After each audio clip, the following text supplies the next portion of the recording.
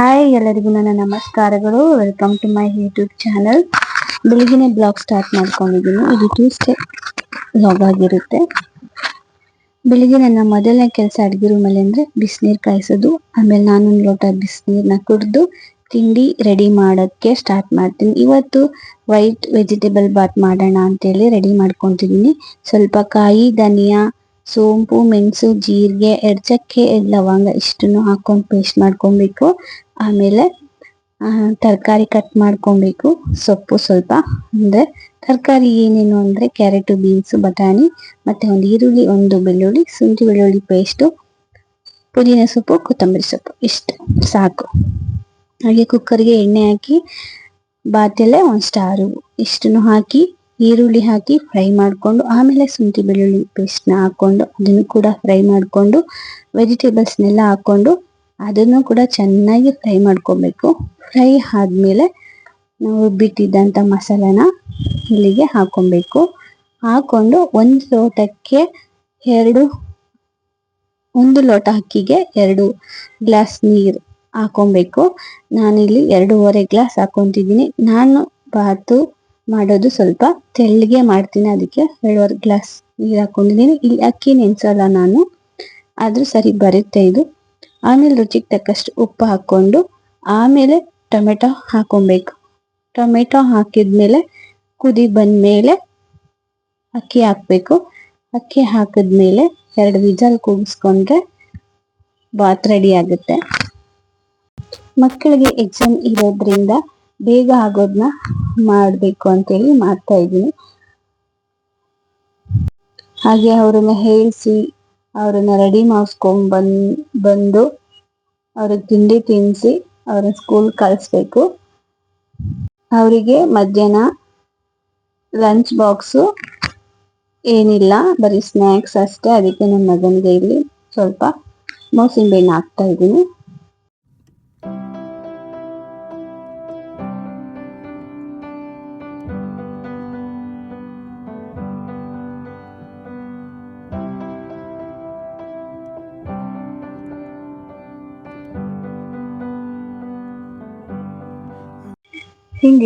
ತಿಂಡಿ ತಿಂದು ಅವರು ಕೂಡ ಕ್ಲಾಸಿಗೆ ಹೋದ್ರು.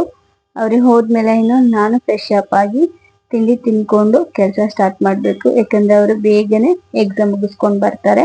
ಆದ್ರಿಂದ ಅವ್ರು ಬರೋ ಅಷ್ಟರಲ್ಲಿ ನಾನು ಕೆಲಸಗಳನ್ನ ಮುಗಿಸ್ಕೊಬೇಕು. ನನ್ನ ಕೆಲಸಗಳು ಏನೇನು ಅಂದರೆ ಅಡುಗೆ ಮಾಡಬೇಕು, ಕ್ಲೀನ್ ಮಾಡಬೇಕು, ಬಟ್ಟೆ ವಾಷಿಂಗ್ ಮಿಷಿನ್ಗೆ ಹಾಕಿದ್ದೀನಿ ಅದನ್ನು ಒಣಗಾಕ್ಬೇಕು, ಮತ್ತು ಬಟ್ಟೆ ಮಡಿಸ್ಬೇಕು. ಇಷ್ಟೊಂದು ಕೆಲಸ ಇದೆ. ಅವ್ರು ಬರೋದು 1:30 ಆಗುತ್ತೆ. ಇವಾಗ ಟೈಮ್ ಬಂದು 11:30 ಆಗಿದೆ. ಹಾಗೆ ಇಲ್ಲಿ ನಮ್ಮ ಮನೆಯವರು ಕೂಡ ತಿಂಡಿ ತಿಂದರು. ತಿಂಡಿ ತಿಂದಾದ್ಮೇಲೆ ಅವ್ರಿಗೊಂದು ಸ್ವಲ್ಪ ಟೀ ಮಾಡ್ಕೊಡೋಣ ಅಂತೇಳಿ ಮಾಡ್ಕೊಡ್ತಾ ಇದ್ದೀನಿ.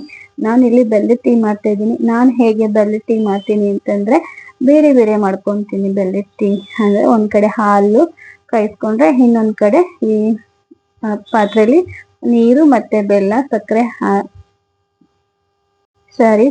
ಅಲ್ಲ, ನೀರು ಮತ್ತು ಬೆಲ್ಲ, ಟೀ ಪುಡಿ ಹಾಕೊಂಡು ಕುದಿಸ್ಕೊತೀನಿ. ಇನ್ನೊಂದು ಸೈಡ್ ಹಾಲು ಇರುತ್ತಲ್ಲ, ಅದು ಎರಡನ್ನೂ ಕೂಡ ಮಿಕ್ಸ್ ಮಾಡ್ಕೊತೀನಿ. ಹಾಗೇನು ಹೊರದೋಗಲ್ಲ, ಚೆನ್ನಾಗಿ ಬರುತ್ತೆ. ಅವಾಗ ನಾನು ಈ ಮೆಥಡ್ ಯೂಸ್ ಮಾಡ್ತೀನಿ.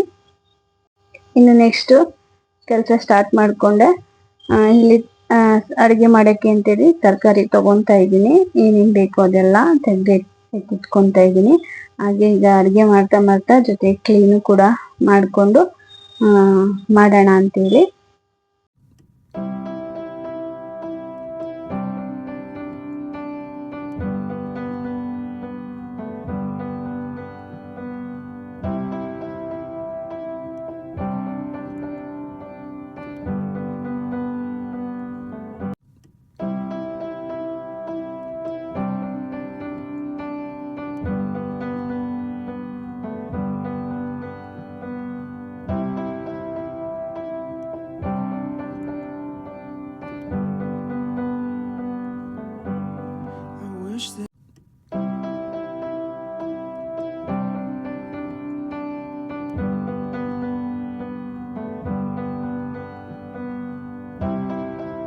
ಯಾವ ಜಾಗನೂ ಬಿಡದೆ ಗೂಡ್ಸ್ಕೊಂಡ್ ಬಂದ್ರೆ ಎಷ್ಟೊಂದು ಥಿಂಗ್ಸ್ ಸಿಗುತ್ತೆ ನೋಡಿ. ಬ್ರಷು, ಎರೇಸರು, ಲೆಮನ್ನು, ಅದು ಒಣಗೂ ಹೋಗಿದೆ, ಮತ್ತೆ ಸಾಕ್ಸ್ ಇಷ್ಟು ಸಿಕ್ತು.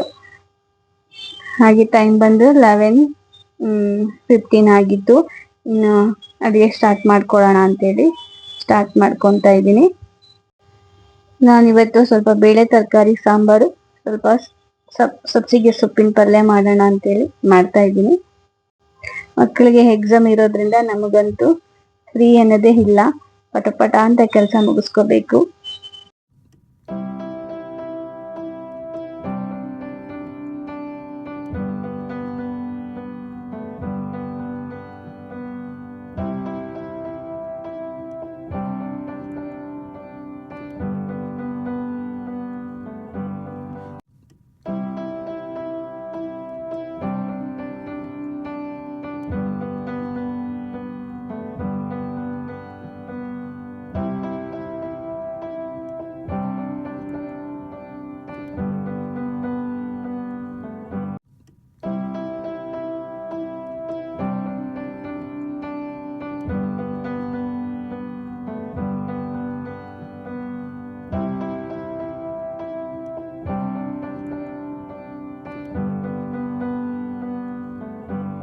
ಅಲ್ಲಿ ಸಾಂಬಾರು, ರೈಸು, ಸೊಪ್ಪಿನ ಪಲ್ಯ ರೆಡಿ ಆಗ್ತಾ ಇದೆ. ನಾನು ಇಲ್ಲಿ ಪಾತ್ರೆ ತೊಳ್ಕೊಳ್ಳೋಣ ಅಂತೇಳಿ ತೊಳ್ಕೊತಾ ಇದ್ದೀನಿ.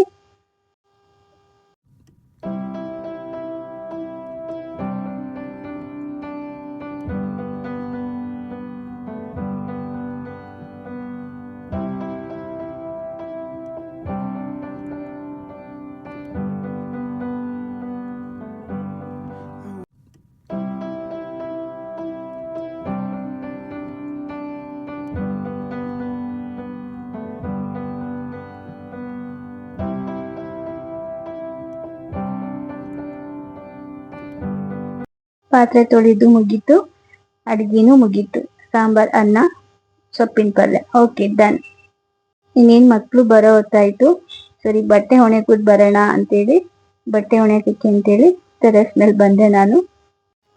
ಅದು ನಾನು ಅನ್ಕೊಂಡ್ ಕೆಲಸ ಕಂಪ್ಲೀಟ್ ಮಾಡಕ್ಕೆ ಆಗಿಲ್ಲ. ನನ್ನ ಮಕ್ಳು ಬಂದೇ ಬಿಟ್ರು. ಬಟ್ಟೆ ಮಡ್ಚೋದೊಂದಿತ್ತು, ಮಡ್ಚಕ್ಕಾಗ್ಲಿಲ್ಲ. ಬಟ್ಟೆ ಎಲ್ಲ ಹೊಣೆಕ್ತೆ. ಅಷ್ಟರಲ್ಲಿ ಅವರನ್ನ ಫ್ರೆಶ್ ಅಪ್ ಮಾಡಿ ಮತ್ತೆ ಕರ್ಕೊಂಡ್ ಬಂದೆ ಕೆಳಗಡೆ.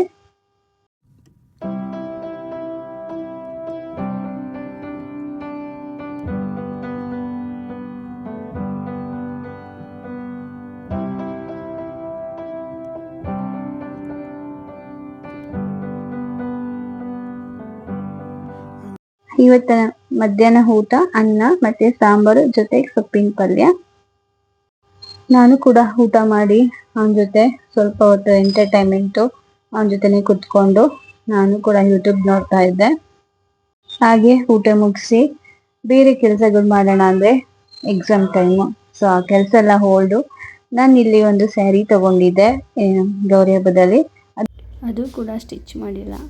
ಎಕ್ಸಾಮ್ ಮುಗಿದ್ಮೇಲೆ ಸ್ಟಿಚ್ ಮಾಡಿ ಅದನ್ನು ಶೇರ್ ಮಾಡ್ತೀನಿ.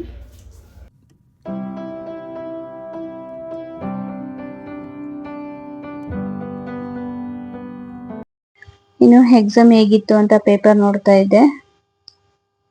ನಿಮ್ಮಲ್ಲಿ ಒಂದು 2-3 ಬಿಟ್ಟಿದ್ದೀನಿ ಅಮ್ಮ ಅಂದ್ಲು. ನಾನು ಯಾಕೆ ಬಿಟ್ಟೆ, ಟ್ರೈ ಮಾಡೋದಲ್ವಾ ಅಂತ ಹೇಳ್ತಿದ್ದೆ. ಹಾಗೆ ನನ್ನ ಮಗನ್ನು ಕೂಡ ಕೇಳಿದೆ. ನನ್ನ ಮಗ ಅಂತೂ ಬರ್ದಿಲ್ಲ, ಹೇಳಲಿಲ್ಲ ಅಂತ ಹೇಳ್ತಾನೆ. ಅಂದ್ರೆ ಓರಲ್ ಇತ್ತು ಕೂಡ ಅವನಿಗೆ, ರೈಟಿಂಗು ಇತ್ತು. ಓರಲ್ಲೂ ಹೇಳಲಿಲ್ಲ, ರೈಟಿಂಗು ಮಾಡಲಿಲ್ಲ ಅಂತ ಹೇಳ್ತಿದ್ದ.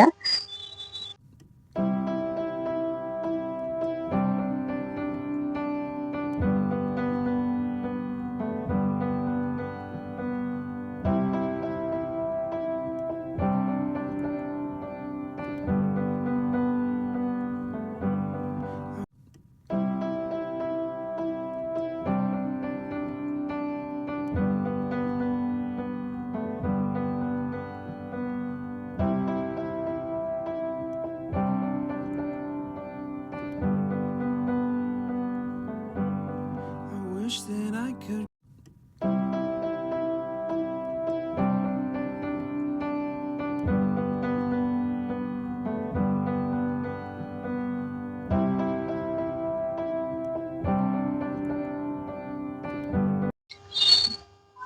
ಇನ್ನು ಓರಲ್ ಇತ್ತು, ಅವನಿಗೆ ರೈಮ್ಸ್ ಹೇಳೋದಿತ್ತು, ಕನ್ನಡ ರೈಮ್ಸು.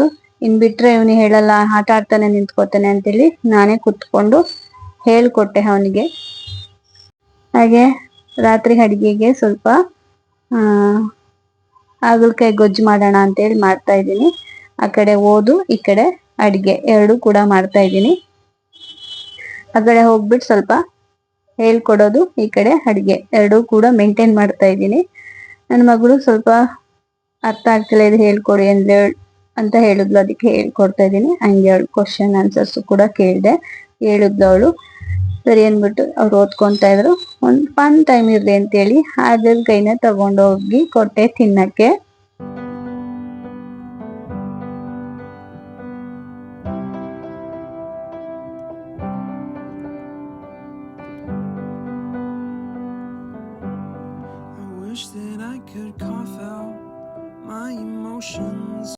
ಮುಖ ನೋಡಿ ಹೆಂಗ್ ಮಾಡ್ಕೊಂತಾರೆ ತಿನ್ನಕ್ಕೆ.